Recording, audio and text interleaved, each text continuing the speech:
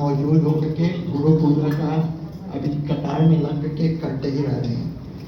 गुरु पूजा का एक हमेशा गुरुजी हम लोग से यही प्रार्थना करते थे, हम लोग को यही आदेश देते थे कि आप लोग गीता पढ़ो। और गीता पढ़ने का उनका एक मकसद था कि हम लोग को क्यों पढ़ना है।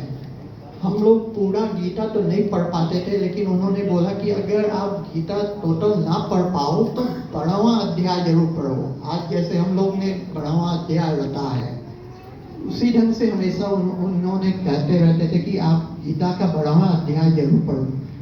गीता का 12वां अध्याय वो वैसे ही नहीं कुछ कहते थे कि आप गीता का 12वां अध्याय पढ़ो। गीता का पूरी सार गीता के 12वें अध्याय में है।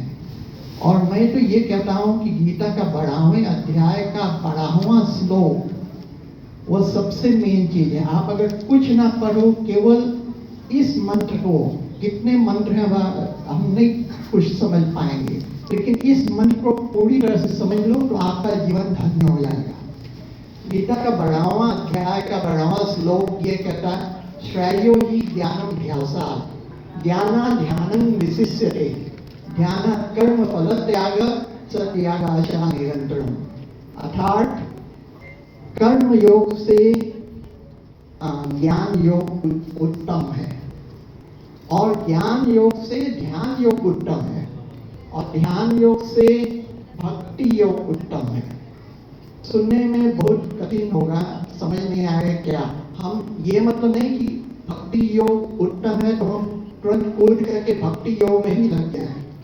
हम इस पृथ्वी लोक पर सभी का कर्म योग से भाग नहीं सकते, हमको कर्म करना ही करना है। इसका मतलब ये है कि आप कर्म करो, उसके बाद ज्ञान पूर्वक कर्म करो। उससे उत्तम है आप ध्यान से कर्म करो, और उससे भी उत्तम है कि आप भक्ति पूर्वक, ध्यान पूर्वक सब मिला के करो। कहने का मतलब ये हुआ, आपको एक सरल भाषा में समझा रहा हूं। आप लोग यहाँ आए, यहाँ कतार में पूजा पाठ किए, जो भी कर्तव्य करना था किए, ये आपका कर्म योग है। अब कर्म योग के बाद इससे उत्तम आप अगर इसका मकसद समझो कि इसके पीछे क्या छिपा है, ये ज्ञान अपने अंदर लाओ तो ये और भी उत्तम रहेगा। और अगर वही चीज ज्ञान के बाद आप एक करके आप कंसंट्रेट माइंड हो करके करो ध्यान पूर्वक, उससे भी उत्तम होगा। और उससे भी उत्तम आपको एक भक्ति ढंग से पूरा डिवोट करके आप कर्म करो, तभी आप फलित होंगे।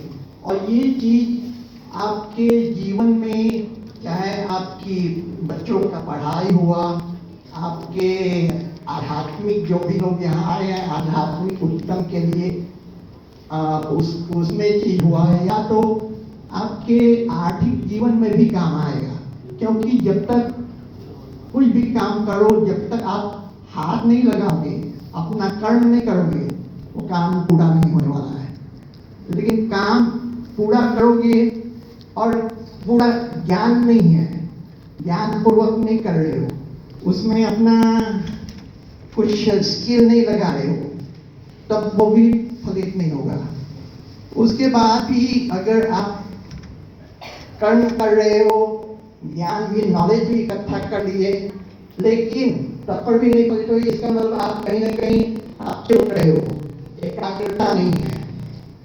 एकाग्रता भी अगर कर रहे हो, लेकिन उसके बावजूद भी आप फलित नहीं हो, इसका मतलब आप कहीं ना कहीं चुक रहे हो, निष्ठा पूर्वक नहीं कर रहे हो। निष्ठा पूर्वक जब करोगे आप जरूर सफल होंगे।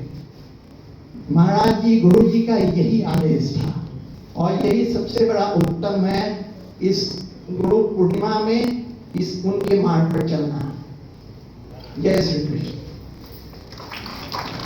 धन्यवाद देव जी।